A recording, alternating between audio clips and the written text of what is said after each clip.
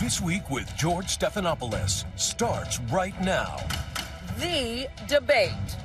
Donald Trump was fired by 81 million people. Everything that she believed 3 years ago and 4 years ago is out the window. He is more interested in defending himself than he is in looking out for you. She doesn't have a plan. She copied Biden's plan. The issues, the insults, the baseless claims. They're eating the dogs, the people that came in. They're eating the cats. You talk about extreme. But now what? We'll break down surprising results from our brand new poll. And we're on the road in battleground Pennsylvania, talking with voters about what it all means. I think Kamala was a little more convincing last night. When she was asked direct questions, she didn't answer them. This morning, the presidential race ahead, with Republican Governor Mike DeWine and Democratic Governor Maura Healey. Plus, analysis from our Powerhouse Roundtable. And the pain of the burns was beyond description. White, hot pain is really the only way to describe them.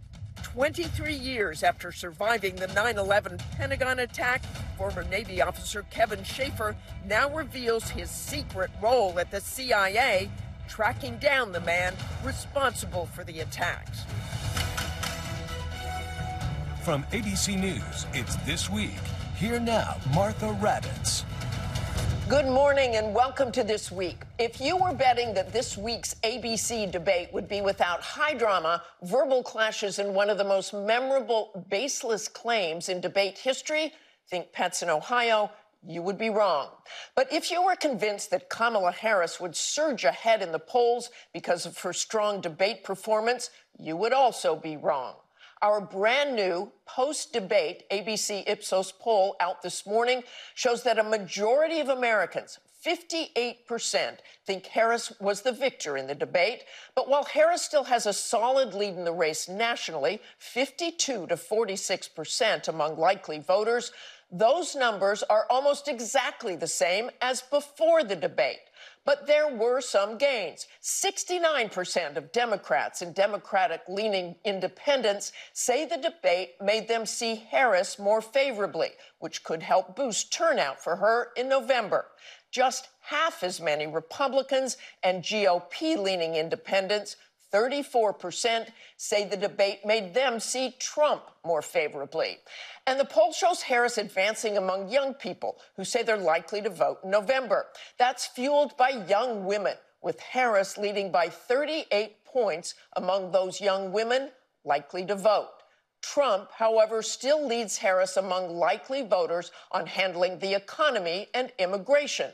Of course, this race will all come down to the battleground states, and our 538 polling average shows it's still very much a toss-up race, including in Pennsylvania, where the debate took place, and where we got a sense of just how close the race is the morning after.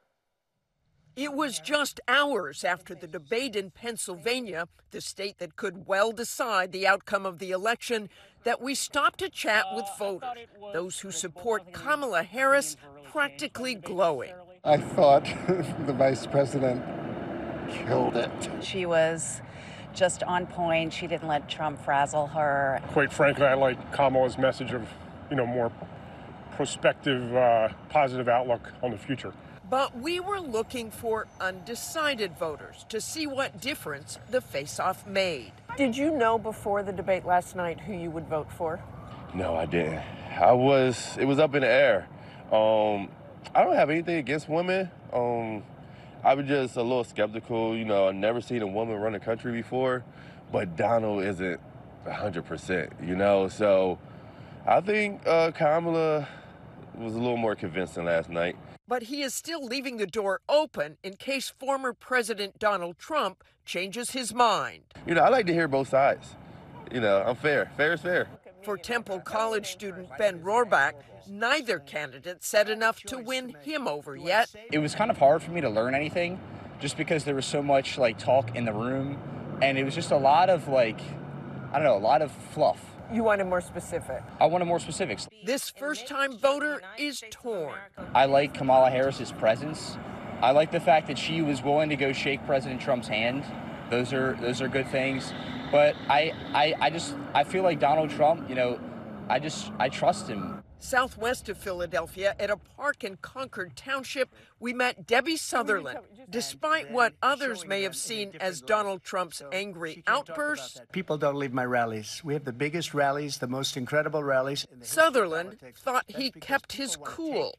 I think Trump actually did pretty good controlling himself. You do? Yeah, I think, but I fell asleep, so I don't know if he got worse, but I think he didn't do his usual childish name-calling behavior. Sutherland has previously supported Trump, but she's currently undecided. And what is your hesitation, if that is the right word, because you haven't made up your mind yet about Kamala Harris? I don't know enough about her. I don't know enough. I found more information last night, but I don't know enough about her. Independent Claire Bobiak agrees. When she was asked direct questions, she didn't answer them. So that's why that's what's left me with, okay, I'm not quite sure yet what her policies are and so on. So I'm going to dig a little more into her policies. And you were satisfied with the answers that Donald Trump gave? Well, I knew them already. 10 minutes across town, Mike McDermott told us he's made up his mind and nothing will change it. Had you already made up your mind? Did it make a difference? No, not at all. Not Just at all. facts. Facts are facts. You're supporting Trump. Economics. It's as simple as that. We asked McDermott about the baseless claims made by Trump during the debate that Haitian migrants are eating pets in Ohio. McDermott bought in. There's actually all over the internet that's on it. But there was one voter in Pennsylvania who we met last year we were eager to see post-debate. In April of 2023, when Joe Biden was his party's candidate, Democrat Sanaya Muhammad told us she wasn't even sure she'd vote this November. So in the end, if Donald Trump is the nominee and Joe Biden is the nominee, you'd just stay home? Probably. Get me out of bed, Joe Biden, because frankly, it's not working. But now, after watching Kamala Harris debate, she has had, well, an awakening. I will vote. I will vote for Kamala Harris this time. She showed, I think, her grit, her ability to pivot, to respond, to create a vision that was just incredibly impressive. So, yeah, getting out of bed is not going to be as hard this time around. So let's take all that to Republican Governor Mike DeWine of Ohio, whose state has been in the spotlight this week. I know you are a Trump supporter. And Governor, let's start with that poll. Donald Trump did not make any significant gains after that debate. Kamala Harris is ahead among likely voters, 52-46. Did he miss an opportunity at that debate? Well, he's going to do well in Ohio. He's going to win Ohio by a big margin. That's what we're looking at, of course, in Ohio. Well, he needs to do more than that. So did he miss an opportunity in that debate? Look, I think he's always better off talking about the issues that really impact Americans. I think the economy is always the most important thing, the inflation. These are the things that I think are bread and butter that, he should be talking about. And of course, you remember what he did talk about. You have said that you don't oppose the program that allowed some 15,000 Haitians to migrate there in Ohio, in Springfield, Ohio. But former President Trump and J.D. Vance, who you support, have doubled down on baseless claims that former President Trump made at the debate. Let's listen to that again. In Springfield, they're eating the dogs, the people that came in. They're eating the cats. They're eating the pets of the people that live there. And this is what's happening in our country, and it's a shame. And here's a question I never thought I would have to ask, but do you see any evidence as governor of the state that Haitian immigrants are eating pets? No. Absolutely not. That's what the mayor said. That's what the chief of police has said. I think it's unfortunate that this came up. Let me tell you what we do know, though. What we know is that the Haitians who are in Springfield are legal. They came to Springfield to work. Ohio is on the move, and Springfield has really made a great resurgence with a lot of companies coming in. These Haitians came in to work for these companies. What the companies tell us is that they are very good workers. They're very happy to have them there. And frankly, that's helped the economy. Now, are there problems connected? Well, sure. When you go from a population of 58,000 and add 15,000 people onto that, you're going to have some challenges and some problems. And we're addressing those. We're working on those every single day. Primary care is essential.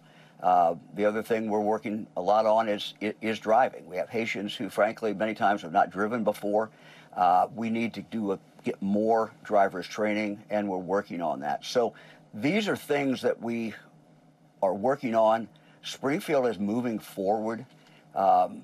I've always felt that, as the governor of the state of Ohio, we want people who want to come here who are legal, where they come from another state or another country, who want to work. So Governor, let me. That is really moving forward. So bottom line is you are asking for federal help. No one was eating any pets in Springfield, Ohio. So what would you say to Donald Trump for bringing up those baseless stories? Is it responsible for a presidential candidate, the former president of the United States, to make those baseless claims?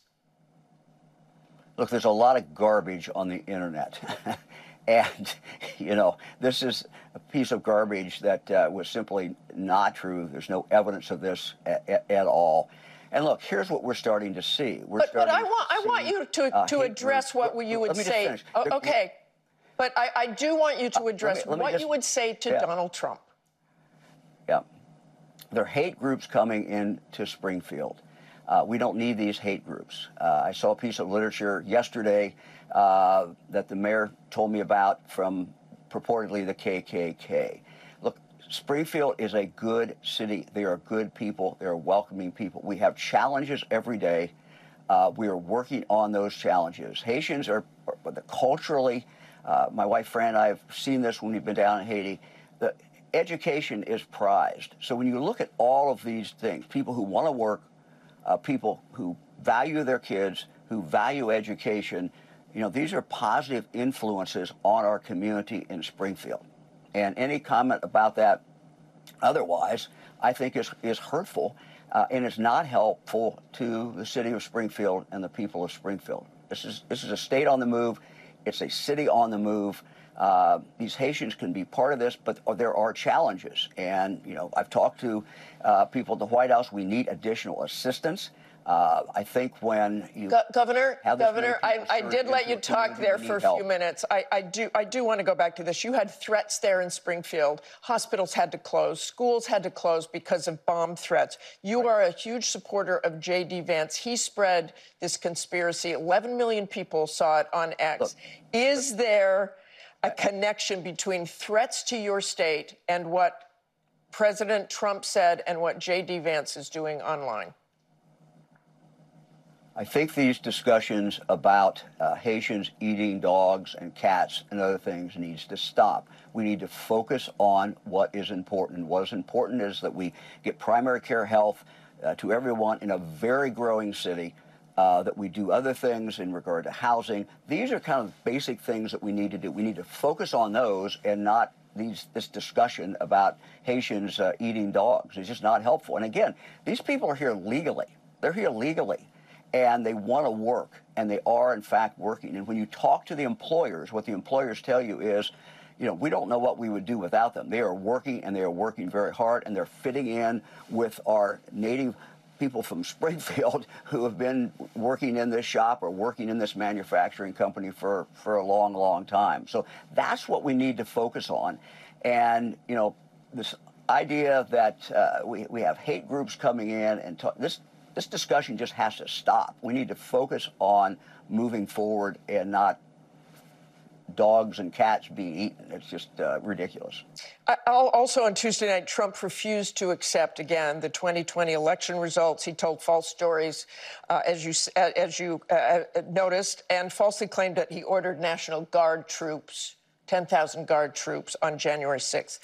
So how do you square all of this with your support for Donald Trump? Has it softened in any way? Look, I said before, we knew who the nominee was going to be. I would support the Republican nominee for president. I am a Republican. I think if you look at the economy issues, and these are issues that I think the American people are most concerned about, I think that Donald Trump is the best choice. So you would advise him to keep talking about that and not pets in Ohio? I think you have to, if you talk about things that people really care about and the things that are important and things that a president can have a real impact. Now, you can also talk about, and of course he does, and both candidates do, all four candidates do, about immigration. Look, these are legitimate problems that we have on the border. I'm not minimizing that at all. And those are legitimate arguments where the vast majority of the American people agree with Donald Trump.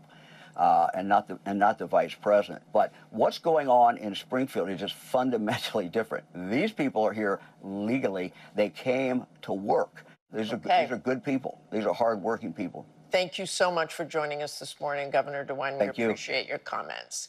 Coming up, will Taylor Swift's endorsement of Kamala Harris bring more voters to the polls? We'll tell you what our new poll shows. And up next, Harris campaign supporter Governor Maura Healey of Massachusetts joins us. We're back in 2 minutes.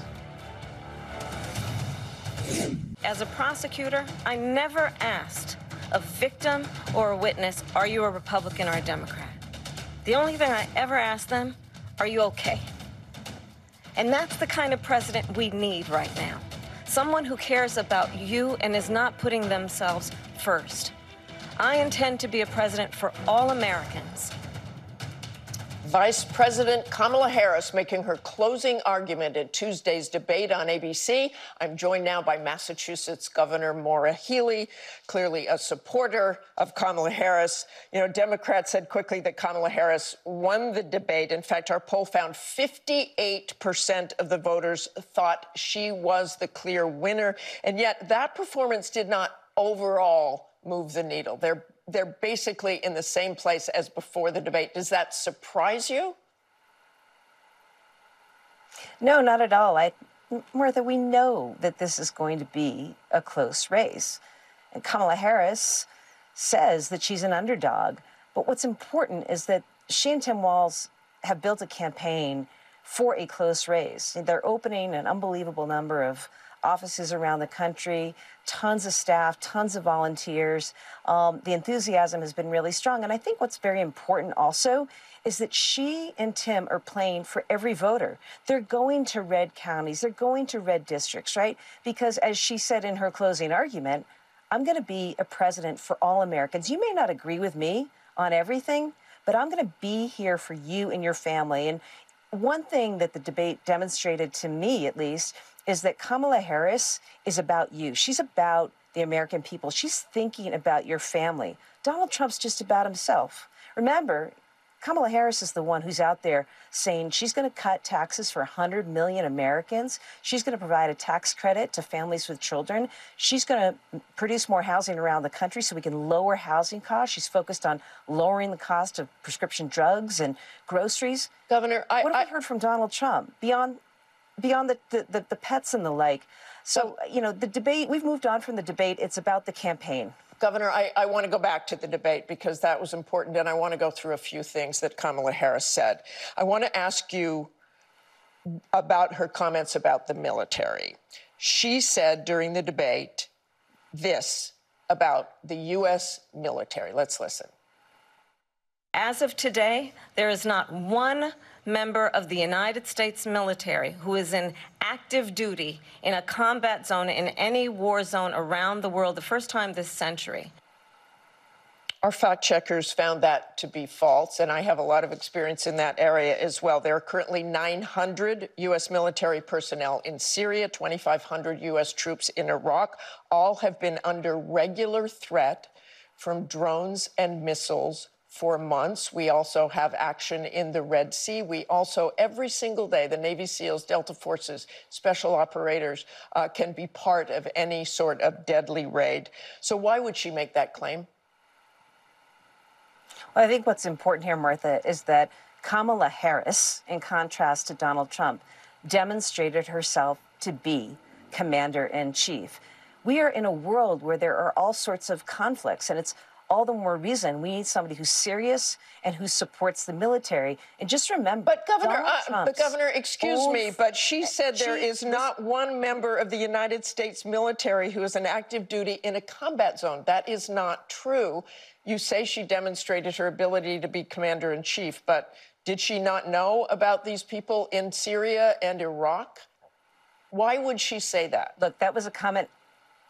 That was a comment in a debate. I think the point that she was trying to make was a broader point. And of course, we have military in place all around this country. That's important. We're the United States of America.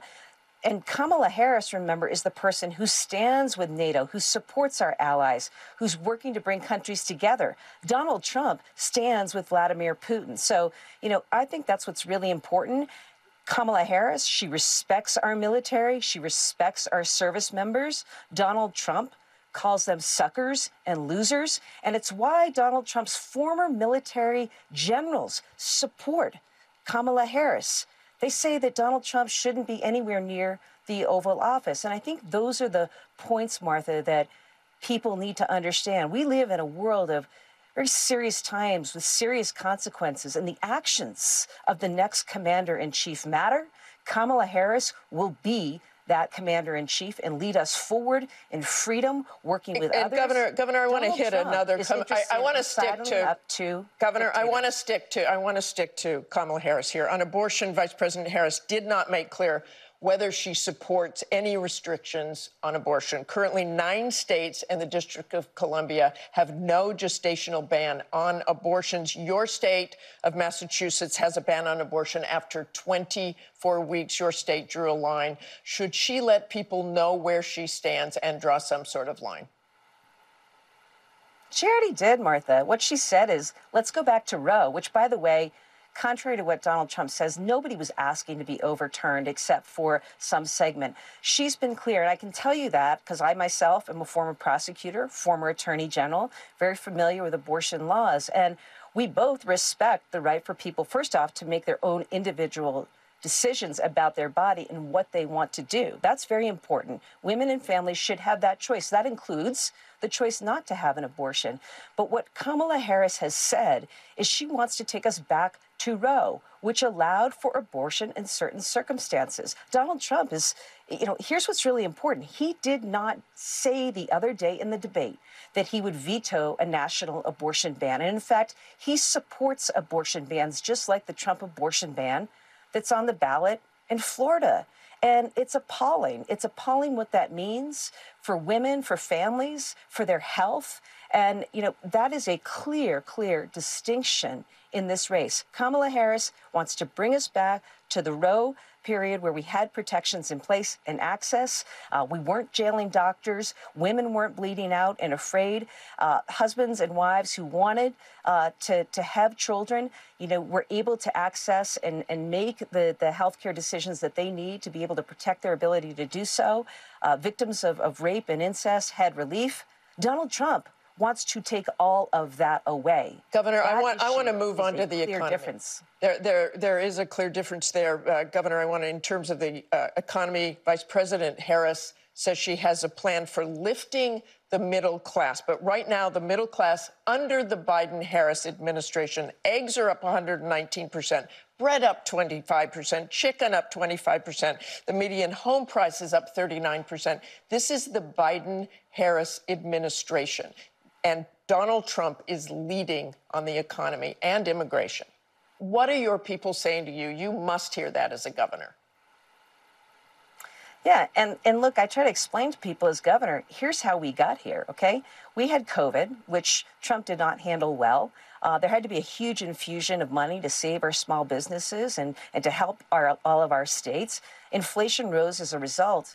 And what's happened under the Biden-Harris administration is they've actually worked to bring down inflation. There is still work to do. What's important, Martha, going forward is that Donald Trump wants to make permanent tax cuts for the ultra-wealthy among us, okay, which is only going to burden us with more debt. He also wants to put on more tariffs, which are going to raise consumer prices for all of us. In contrast, Kamala Harris has said, I'm going to lay the foundation to see further reductions in the interest rates, which I think we'll see soon, and prices are going to come down. But Governor, it is very unfair to start that in the middle of the movie when the Biden-Harris team came in and we're dealing with a lot. We have the strongest economy of any country in the world right now, and they are committed to making life more affordable for people on housing, drugs, groceries, and the like. Donald Trump isn't.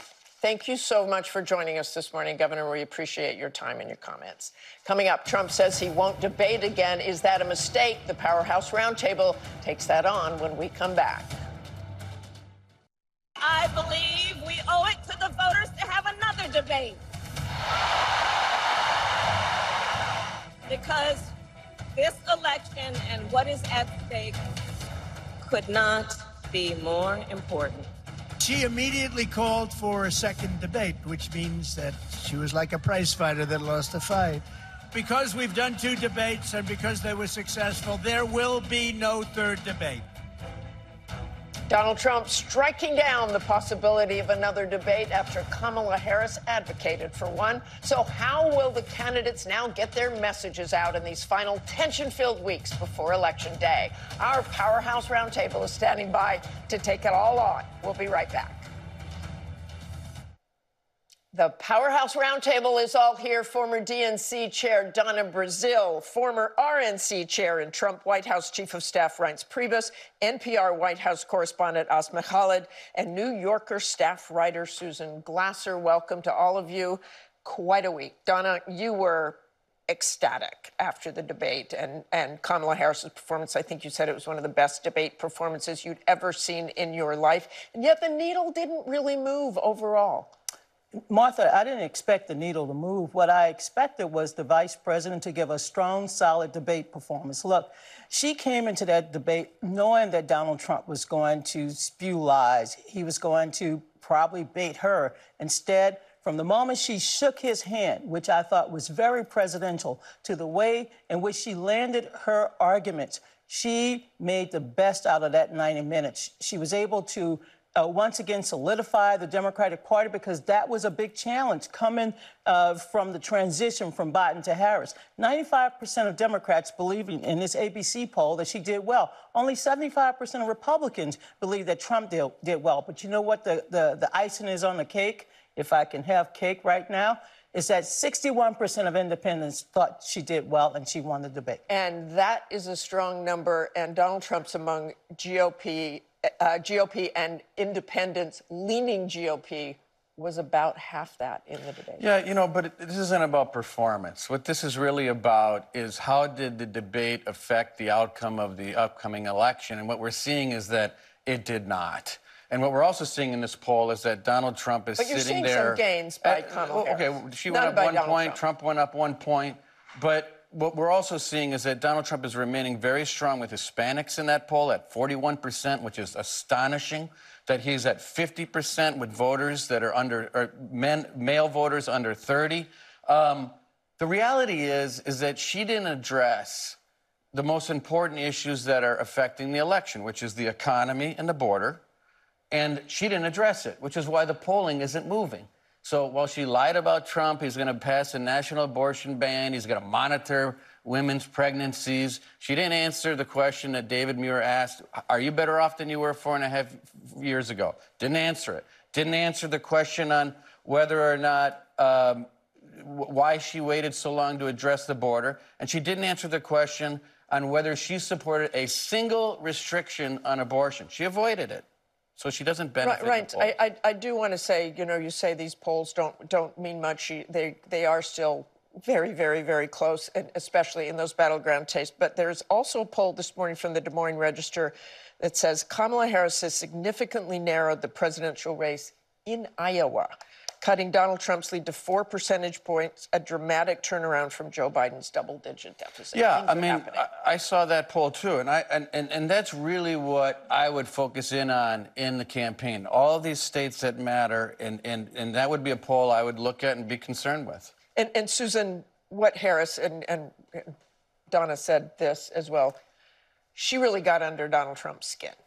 But do you see this debate as making any sort of big difference, or does it just cement her as the nominee Yeah, Martha, look, clearly the theory of the case from the Harris campaign was if you bait Donald Trump, he will take the bait. I think their strategic goal here is to make the race, in effect, a referendum on Trump, to turn him into an incumbent. There's a reason that the United States has not elected a former president in such a long time. It's generally speaking a country that looks forward. Now, we're in the unusual position where Harris is the incumbent vice president. We also don't have a habit of picking incumbent vice presidents. So whatever the outcome of the election is going to be very, very unusual in historical terms. But I look at those polls and I say, it's really notable the difference between how Democrats responded to the defeat of their candidate, Joe Biden, in June, with the full-fledged panic and pushing Biden out of the race, versus how Republicans have been confronted with, I think, some pretty serious questions about Trump's age, his fitness for office, his ability to answer, to look the American people in the eye and to give a coherent answer to any of the major questions facing the country. And yet, support for Trump among Republicans is immovable, even if, like Governor DeWine on your program earlier today, they're very uncomfortable, some of them, with Donald Trump, but nonetheless, they've stuck with him. And when we went out to talk to that one voter in particular, he said the same thing. Asma, she didn't go very deep into policy and these planning. She gave kind of an outline of those plans.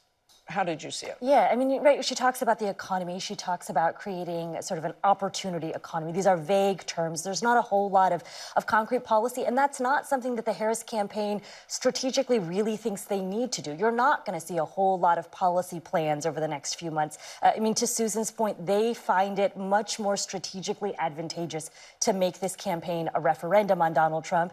The other thing I'll point out is that much of her policy, when she has articulated it, is akin to Joe Biden.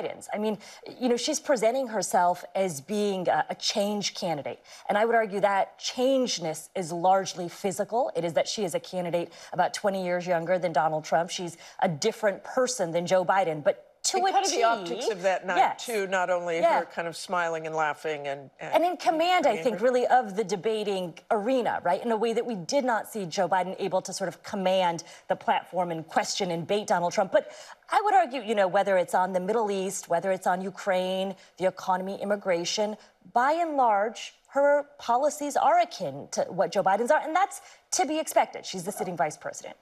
Donna, I want you to comment on that, but I also want to reveal the Taylor Swift poll, okay? the big endorsement that the Democrats had hoped for, Taylor Swift endorsing her. But our new poll found that only 6% said her endorsement make them more likely to support Harris, while 81% said it makes no difference whatsoever, although apparently kids are going to registering. Oh, first of all, I'm a Swiftie. Thanks to my students at Georgetown, I started listening to her music, her lyrics, so I know all of that. Sorry, I don't have my bracelet on this morning. I would take the endorsement for several reasons. One, Taylor Swift is one of the smartest entertainers, business women in this country today. Beyonce, of course, as well. But when you read her letter, she said, read the issues, know the candidates, know the facts. If you're not registered, find out how to register. And you know what? Go to vote.org. People are starting to pay attention and they are registering to vote. So, yes, in a close election, and we both agree, Mr. Chairman, that it's going to be a close election, one on the margin, Taylor Swift is likely to get more people off the sideline to vote this year. And Reince, I have to ask you about this. Laura Loomer, the far right-wing conspiracy theorist, Donald Trump took her to the 9/11 memorial this week, 23rd anniversary of that. He's taken her in his airplane. She has spouted racist rhetoric about Kamala Harris. What is he doing with her? Not something I would do. I can't answer that. But what I can say is that you can't tweet things about 9/11 conspiracies and show up at an official memorial. So, I'm not on board with that. I don't support that. As to the comment here, though, why the strategic ambiguity of Kamala Harris doesn't seem to be affecting the polling, and why the debate, one way or the other, doesn't seem to be affecting the polling.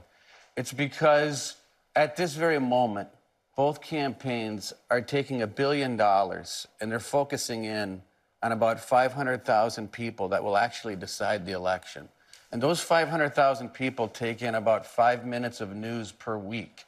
And so it may not matter whether what's said in the debate, what happened with Laura Loomer, what happens, you know, in regard to pets. Almost 70 million. We have there's so few people at this moment. You take Wisconsin, it's 48-48. There's hardly anything left in the middle that's undecided. People are hardened, and there's very few. I want to very quickly, I want to get Susan and Asma in on this.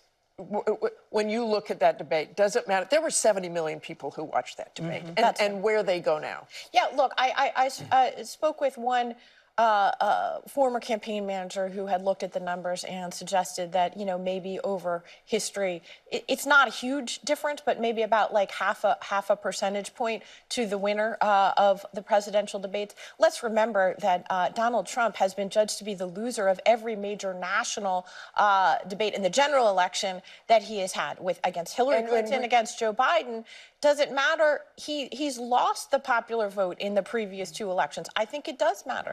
I got to go to Asma very quickly. Yeah, just briefly. I mean, I think that the biggest indication to me, though, of the unknown of what might happen is how they have been running wildly different campaigns over the last few days post-debate. You mentioned Laura Loomer, Donald Trump doubling down on his plans for mass deportation of immigrants. You saw Harris going out to Pennsylvania, Luzerne County, a county Donald Trump convincingly won in Pennsylvania, trying to court those moderates. So much more to discuss coming up as we mark 23 years since the 9/11 attacks this week. I spoke with a 9/11 survivor, now revealing his role at the CIA tracking down Osama bin Laden. It's a remarkable story you won't want to miss. We'll be right back.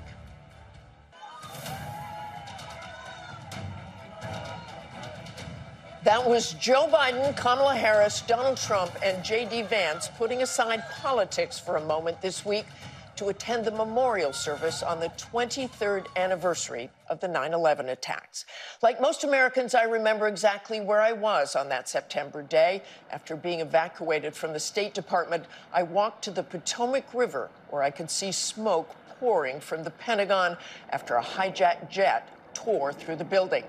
But what I did not know until I got a call from the CIA just a few weeks ago was that a young Navy officer who nearly died in the Pentagon that day, one who years earlier was on a Navy ship that launched the first direct attacks on al-Qaeda, eventually joined the small team that would finally find the mastermind of 9/11, Osama bin Laden, the man who killed nearly 3,000 Americans and almost killed Kevin Shaeffer as well. It is a remarkable story that only the CIA has told until now. We met at the Pentagon Memorial on a cloudless day, much like that September day in 2001, when Kevin Shaeffer was inside the Pentagon's Navy Command Center watching the horror in New York unfold. When we saw the second aircraft hit, very distinctly, I remember hearing some audible gasps throughout our command center space. So this looks like it is some sort of a concerted effort to attack the World Trade Center that is underway. That was 9:03 a.m. Shock and disbelief, but no indication the Pentagon would be next. But 34 minutes later, at 9:37 a.m., our belief at the moment is that an aircraft has crashed into either the courtyard itself or into that particular side of the building. American Airlines Flight 77 ripped through the building. I felt the blast. The initial blast felt like it came from behind me, and it threw me to the ground. I knew I was on fire, badly burned, and everything around me had been blown to bits and was in flames. Everyone on the plane died instantly. 125 killed inside the Pentagon, 42 of them in the command center with Shaeffer. I remember being on the ground, putting myself out, extinguishing the flames, putting my hands over my head, kind of feeling them slick. I think what was probably being doused with jet fuel and debris and things, and really no one around me left around me. And so in that moment was when I realized that I had to fight and climb my way out, or else I was going to make it. Fighting through darkness and dense black smoke, Shaeffer saw a sliver of daylight. So I felt my adrenaline kick in, and as I rushed across that space to the daylight that was shining through a freshly blown out hole, and I crossed the threshold from the carnage behind me to relative safety in front of me. And there in the light, Sergeant First Class Steve Workman. He found himself there just as I was walking through that threshold, and our eyes met and for a brief moment, and I called out to him, screamed out to him as best I could, I need help, get me some help.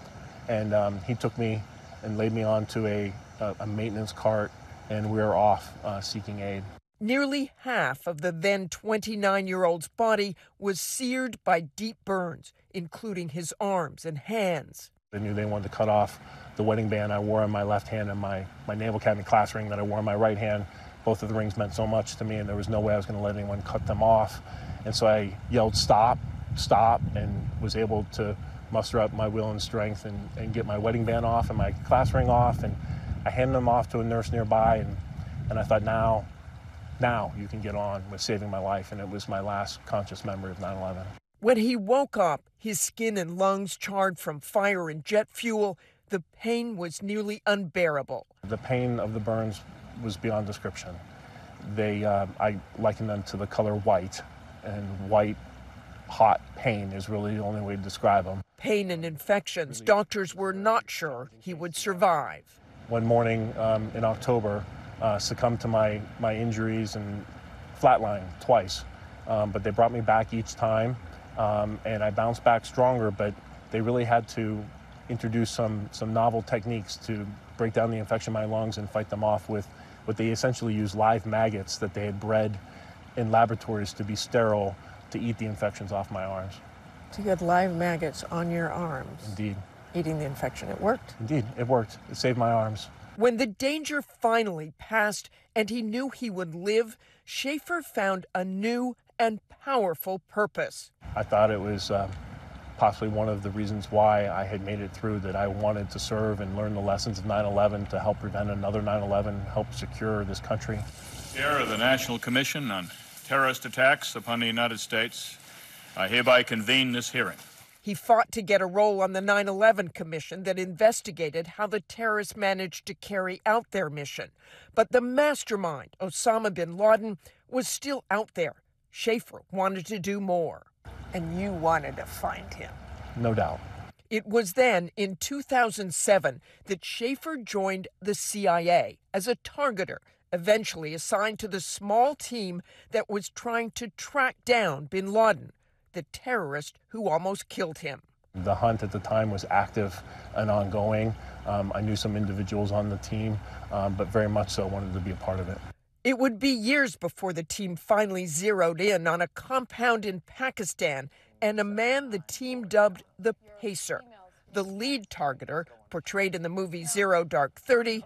But bin Laden is there, and you're going to kill him for me. Was certain they had their man. And that individual had a very high confidence that it was bin Laden. President Obama gave the go-ahead, and on May 1st, 2011, as his team watched in real time in the White House as the Navy SEALs descended into the bin Laden compound, Kevin Shaeffer and his team were watching the same images at a CIA command center in Virginia. When that first helicopter kind of spun and performed a controlled but hard landing inside the compound, I think everyone's heart stopped. And the mood in that room was just tense. You could hear a pin drop. But the SEALs kept going until they found their target. We heard the initial call out, Jackpot Geronimo, in the space, and that was met with a bit of jubilation. That lasted for only a matter of seconds because everyone then was really intently focused on the evacuation, getting them out. And once they were out, what do you remember? I packed up my things and I kind of walked back to our main counterterrorism space. I remember entering the space and joining up with a senior colleague and friend, went into his office and shared a giant hug, and just started then initially feeling that sense of closure. We reviewed the photos from the scene, realized that they had gotten our man, and that there was no doubt. You saw a picture of bin Laden. Indeed. After he'd been killed. Indeed. Shaeffer walked out of the CIA that night before the rest of the world knew what had happened.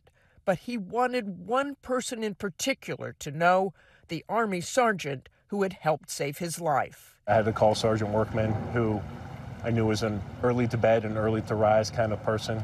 And I gave him a call, probably woke him up and said, hey, turn on the TV, there's some news that's going to be breaking. The United States has conducted an operation that killed Osama bin Laden, the leader of al-Qaeda, and a terrorist who's responsible for the murder of thousands of innocent men, women, and children.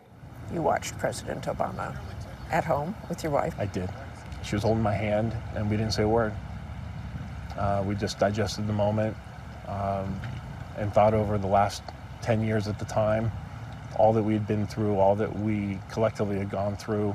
And for me, just thinking about the effort, the great effort that many, many, many people put in to get to that moment, and just being thankful to be a part of it. Just an amazing story. Kevin Shaeffer has since gone on to do advocacy work for 9/11 victims and their families. He remains healthy, though the scars from that day will stay with him forever.